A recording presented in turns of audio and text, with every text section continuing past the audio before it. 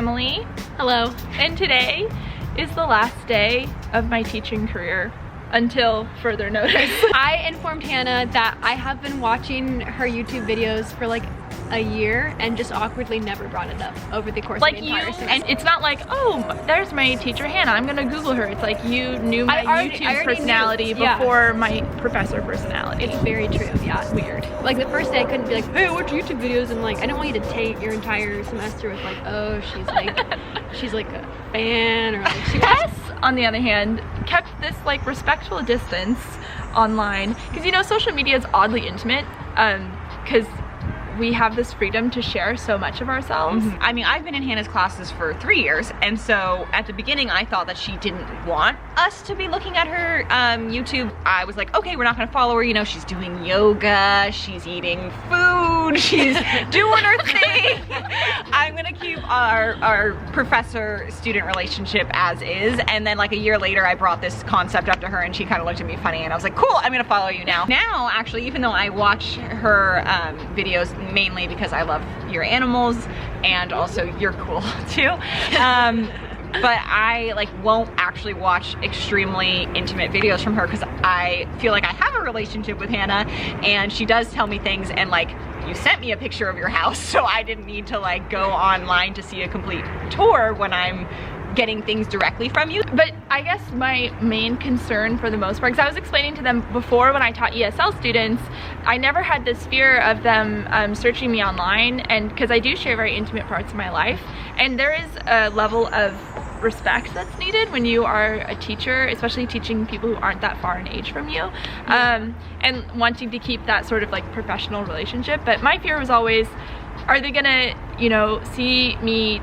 doing a ridiculous handstand against a wall that's like slightly sexy, and then are they gonna think, oh, that's my teacher, and that's a little awkward. Hannah, we know you're slightly sexy to be in class every day. Did it ever feel like, oh, that was unprofessional? Well, the funny thing is Tess, as you're talking about like how you kept the respectful distance, being in your class, I started watching the videos less and less because I felt like weird, because I was like, oh, I know this person now, and it's like, it felt like, oh, this isn't for me. Like I was watching your, it was the one about like, I think it's like easy vegan meals you can make at home. So I was trying to like reduce the amount of like meat I eat, and you made like those, it was like hummus quesadillas or something.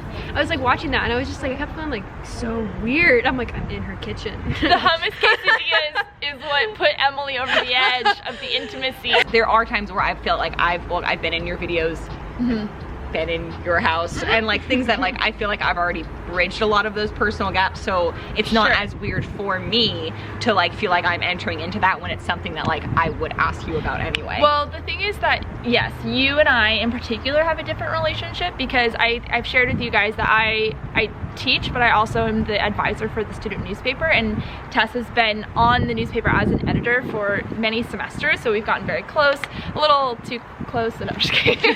And you haven't been in my traditional class, but you were just on the newspaper, so I guess that was my, I guess we should, have you heard anything then from people who are like students? Have you heard from other students who are like, that's weird? I've had someone that just loved you and just wanted to watch all the videos and be your best friend. So like I feel like people feel, and I've seen this, I mean, because I read your YouTube and Instagram comments, especially when I'm involved, I will read it, and so many people are like, oh my gosh, I wish I was in your class. And so it's like people that see that side of you and like want a greater relationship with you, and I see it on the flip side where students are like, I'm so glad I have this like way to, because students I've had? Yes, people that see you in class and want to get to know you more, and like this is like a way to do it, is to be able to watch your YouTube videos or like see your Instagrams. Like, Hannah's so cool. I can relate to that when you have teachers and they're so mysterious to you, and you want to know, like, you're not really listening to them, you're just kind of thinking, I wonder what their life is like. Yes. How did they become a teacher? How do they know so much about this? Why are they so confident? Oh, that's a weird outfit. Like, you're just like criticizing your teacher like the entire class time. There's like the mystique with teachers. Yes. And it was so funny, like having watched your videos and then being in your class, you are like very, there's like not really a difference between you and the videos, which Success. is I don't know my other teachers are like eating, and I don't know that they're like, you don't know their like, hummus quesadillas. It's funny, I was like had a hesitancy with watching more of the videos the longer being in the class, but it didn't actually like affect how I saw you in class. Like there was always like a professional like boundary, like this is one of her careers, which is YouTube, where she is being genuine, but like on YouTube I think like the appeal of your channel is that it's like it's a lifestyle channel. You're a personality, and people, that's where your audience connects with you at. And then as a teacher, we're talking about like the newspaper and journalism, and so I think that's also what kept that, is that the content we were talking totally about, different, and the like context of it, and then the atmosphere. There's so much pressure on a teacher to have your students perform well.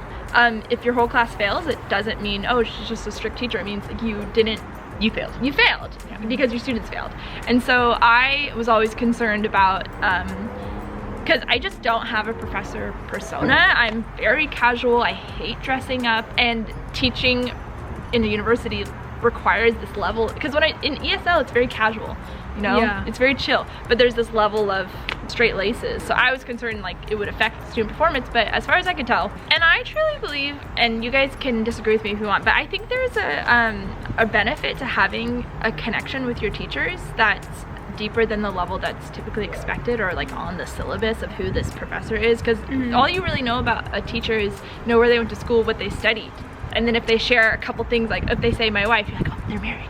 Like you don't really know anything. It's a good game. Yeah, but I think having that sort of openness and open sort of communication with students, like we're human too, it really helps education, because first of all, you're more likely to perform because you know me, and it's like you're being held to something with a friend. And then secondly, because you know that I'm human too, so if I make mistakes, that it's just because I'm human, and then we can understand each other better. And that was a big thing throughout the years. I've had a very rigorous college career, so I've always felt like, or often felt like I was drowning, or like, Hannah, give me a break. And she'd be like, Tess, I know you can do it. And I'm like, you don't know me, Hannah.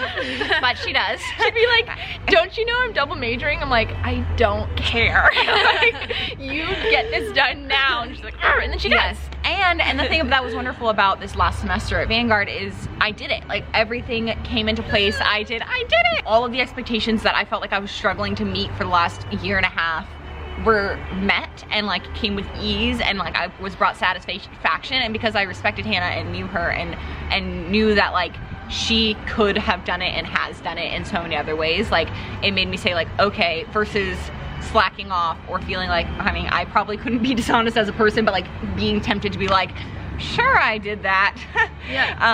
Because I knew not only was there a level of vulnerability and respect, but like, I think Hannah's pretty cool.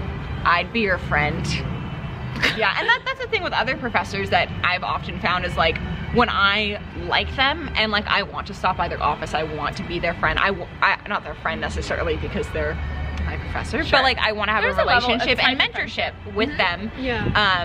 That's just so much enriched my own education and like my own career versus the professors that I'm like, I'm gonna pretend I'm not seeing you. Here's the thing is that it feels like professors don't care about you when they aren't sharing a part of themselves, and it's really hard to connect and to do the work, because if you feel like, okay, well, they're not willing to share this part of me, they probably don't see me as a person either. And then when times come and like there has to be an honest conversation of like, I'm going through this and this is why I'm struggling, and even if like you can't help me with my grade or you can't give me an extension, like I just want you to know that I'm not slacking. I want you to understand my situation. Like I would never come to someone like that I didn't feel like they would do the same. Totally.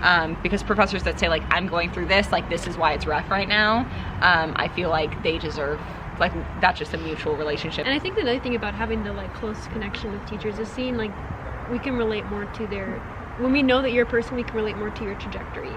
So we can say like, because you've talked a lot about how you run the newspaper, because I think a lot of times with professors it's like they'll be in a class and when they leave, it's like, I know like my first year I felt like they like leave, they like power down. Right, like robots. We are done teaching class. Being able to see that a professor, you know, has this full rich life outside of the classroom Yeah. is just inspiring, and it also helps you be like, I can do that too. That's awesome. Cool. Well, in conclusion, all professors should have YouTube channels if Yes. they have personalities, because there's nothing worse than watching a YouTuber without a personality.